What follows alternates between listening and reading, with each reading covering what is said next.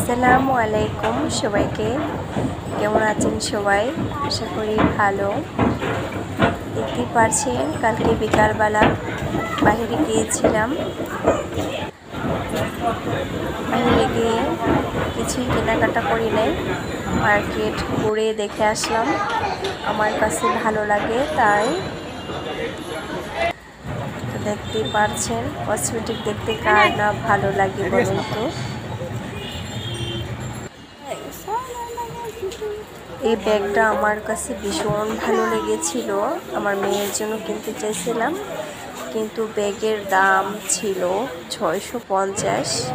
তার জন্য আর আমি কিনে উঠতে পারি নাই, কারণ আমার ব্যাগে এত টাকা ছিল না মেয়েকে 650 টাকা দিয়ে একটা ব্যাগ কিনে দেব। তো রোজার ঈদ চলে গেছে, কোরবানি চলে গেছে, আমার কাছে মনে হলো যে এখন ব্যাগটা না কিনলেও চলবে, অযথা কিনে বাসা ফেলে রাখার তো দরকার নেই। তো লিচুর দোকানে গিয়েছিলাম, মেয়ে লিচু খাইতে চেয়েছিল। লিচু নাকি 100 লিচুর দাম 600 টাকা, তাই আর লিচু আর নিয়ে আসেনি। লিচুটা দেখেই চলে এসেছি আর দাম শুনে। তো বাসায় এসে আজকে গ্যাস ছিল না, প্রচুর পরিমাণ ক্ষুধা লেগেছিল, কি খাবো অস্থির হয়ে গিয়েছে। তো হাজব্যান্ড বাইরে বাজার করতে গেছিলো, তো তাকে ফোন করে বললাম বাসায় তো গ্যাস নাই, প্রচুর ক্ষুধা লেগেছে। সে হাতের কাছে রুটি পাইছে, তারা আমাদের জন্য রুটি নিয়ে আসলো 2টা। তো রুটিটা খেয়ে নিলাম, প্রচুর ক্ষুধা লাগলে যা হয়। তারপর দেখতেই পাচ্ছেন আমি কি কাণ্ডটা না করে ভাতটা বসিয়েছি, সেটা আপনারা দেখতেই পাবেন। প্রথমে দেখুন গ্যাসের পরিমাণ কম, তারপরে কম গ্যাস দিয়ে আমি পানিটাকে আগে গরম করে নিচ্ছি, তারপর ভাতের সাথে চাউলের সাথে দিয়ে দিচ্ছি। এইভাবে ভাত রান্না করলে পানিটা গরম করে যদি ভাত রান্না করা হয়, ভাতটা ঝরঝরা হয় এবং ভাতটা ভালো থাকে। গরম পানি দিয়ে ভাত রান্না করে দেখবেন, ভালো লাগবে। তারপরে দেখতে পাচ্ছেন ডাউলটা ভিজিয়ে তারপর আমি ভালো করে হাত দিয়ে কষিয়ে দিয়ে নিয়েছি। তো মাছ নামিয়ে নিলাম, মাছটাকে ভিজিয়ে নিচ্ছি। তো আজকে নিয়ে আসলো বাহির থেকে দুপুরে রাতে রান্না করার জন্য কি বাজার নিয়ে আসলো দেখতে তো পেলেন।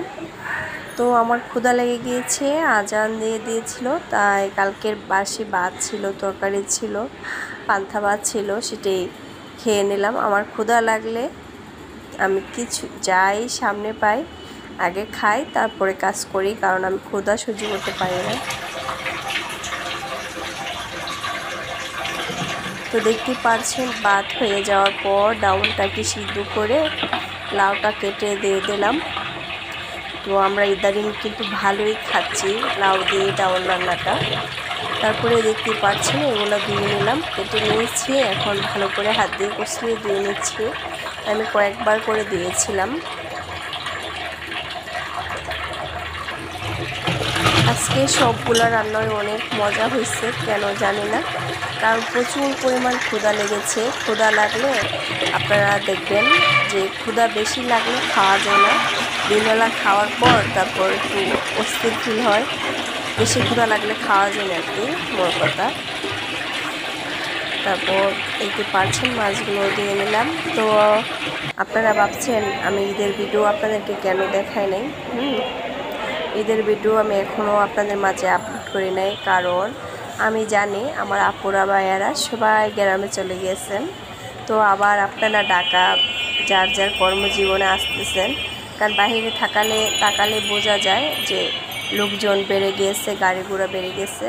কারণ আমরা যখন ঈদ আসছিল তখন তো ঈদের সময় দেখলাম, ঈদের পরপর যখন বন্ধ ছিল, সবাই যখন গ্রামে চলে গেছে বেশিরভাগ মানুষ, তখন রাস্তাঘাট ফাঁকা ছিল, আমার কাছে ভালো লাগে নাই।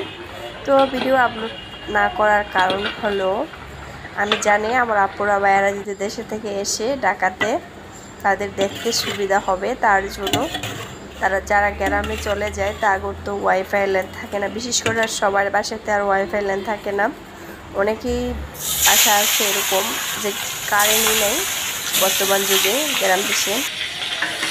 তো আমার বুড়ো আমি বাড়িতে ফোন দিয়েছিলাম কয়েকদিন আগে, বললো যে কারেন্টই নেই, তারা 3 দিন যাবৎ কারেন্ট আসতেছিল না। তো চিন্তা করেন গ্রামের মানুষরা কত কষ্ট করে, তাদের জন্য আমার অনেক খারাপ লাগে। কিন্তু গ্রামের জীবন সুন্দর হলেও কষ্টের বেশি, কারণ তারা বিশেষ করে কারেন্টের কষ্টটা বেশি করে। তো তার জন্য আমি ভিডিও আপলোড করে নেই। আমার আপুরা ভাইয়ারা কি এমবি ভরবে, এমবি মাসের এমবি বললে প্রচুর টাকা লাগে আমি জানি। আর ঢাকাতে তো ওয়াইফাই লাইন 500 টাকা হইলেই ওয়াইফাই লাইন মাসে দিনে হয়ে যায়, 4-5টা মোবাইল চালানো যায়, বা 1000 টাকা ওয়াইফাই লাইন আছে। তো সেই হিসাব করে ঢাকাতে যারা থাকেন কাজের ফাঁকে ফাঁকে মোবাইল ধরেন, মোবাইল দেখেন, আপুরা ভাইয়ারা ভিডিও দেখেন, কিছু ভালো লাগে। আর বিশেষ করে গ্রামে গেলে কিন্তু মোবাইল ধরতে হয় না। কারণ কি জানেন, কারণটা হচ্ছে মা বাবার সাথে থাকলে মোবাইল দেখতে হয় না। তারপর বান্ধবীদের মানে অনেক দিন পর বান্ধবীদের সাথে দেখা হয়, তাদের সাথে গল্প গুজব করতে করতে মানে দিন চলে যায়, সময় চলে যায়। তারপর ভাই বোনেদের সাথে মানে সব কিছু মিলিয়ে মোবাইল না ধরলেও চলে। গ্রামের বাড়িতে বিশেষ করে আমারই তো বাড়িতে গেলে আমি মোবাইল কোন দিকে থাকে আর আমি কোন দিকে থাকি নিজেই জানি না। আর ঢাকাতে বিশেষ করে মোবাইল ছাড়া কিচ্ছু বুঝি না। কারণ কি, সারাদিনে কাজ শেষে কারণ কথা বলার মতো কেউ থাকে না, নিজের মতো করে একটু সময় কাটানোর মতো কেউ থাকে না, তার জন্য মোবাইলটা ধরলে বা মোবাইলের সাথে সময় কাটাই বিশেষ করে।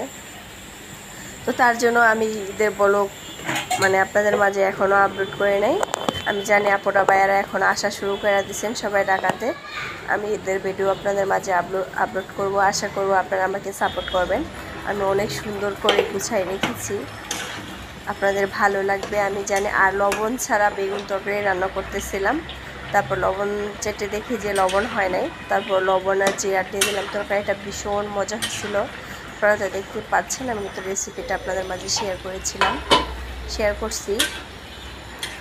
তো আজকে কিন্তু আপনাদের সাথে অনেক কথা বলতেছি। যদি আমার কোনো কথা যদি আমার কাজ যদি আপনাদের ভালো লাগে, ঠিক আছে, তাহলে লাইক, কমেন্ট, শেয়ার, সাবস্ক্রাইব করতে ভুলবেন না আপুরা ভাইয়ারা। আমার ভিডিও নিয়মিত যারা দেখেন আশা করি তাদের কাছে ভালোই লাগে। আমি জানি আমরা যারা ব্লগিং করতেছি, যারা ফেস দেখায় না, বিশেষ করে আপনাদের ক্যামেরার সামনে আসি না, তাদের ভিডিও বেশি মানুষে দেখে না। কারণ কি জানেন, কারণ মানুষ অন্যজনের ভিডিও দেখতে কেন ভালো লাগে বলো কিনা, পুরো ভিডিওটি দেখতে কেন ভালো লাগে জানেন, তাদের ফেসটা দেখা যায়, তার জন্য বিশেষ করে ভালো লাগে। সত্যি কথা বলতে আমরাও কিন্তু দেখি, সত্যি কথা, যাদের ফেস ভালোভাবে দেখা যায়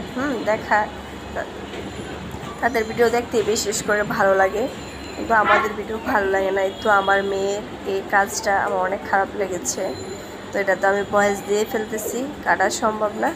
সে আমি ক্যামেরা ভিডিও করে যে একটু অফ করে রাখছে, সে আবার এটা আমাদের টিপ দিয়ে রাখছিলো, তা আমি এটা খেয়াল করে নাই। তো প্লিজ আপনারা কেউ খারাপভাবে নেবেন না, তা আমি আবার টিপ দিয়ে ফেলেছি। তো যাক, মেয়ে থাকলে এমন দুষ্টামি করবে, মেয়ের কাজে এটা। তো আপনাদের মাঝে তো অনেক কথাই বললাম, অনেক কিছুই শেয়ার করলাম, জানি না আপনাদের কাছে কেমন লাগবে আজকের ব্লগ ভিডিও। যদি ভালো লেগে যায় আপনারা লাইক, কমেন্ট, শেয়ার, সাবস্ক্রাইব করতে ভুলবেন না। অবশ্যই পাশে থাকুন, আমাদেরকে সাপোর্ট করুন, ঠিক আছে। আমরাও এগিয়ে যেতে চাই, আমরা কিছু করতে চাই। আপনাদের কাছে একটা চাওয়া, আমাদেরকে একটু সাপোর্ট করবেন, অবশ্যই একটা লাইক দিতে ভুলবেন না।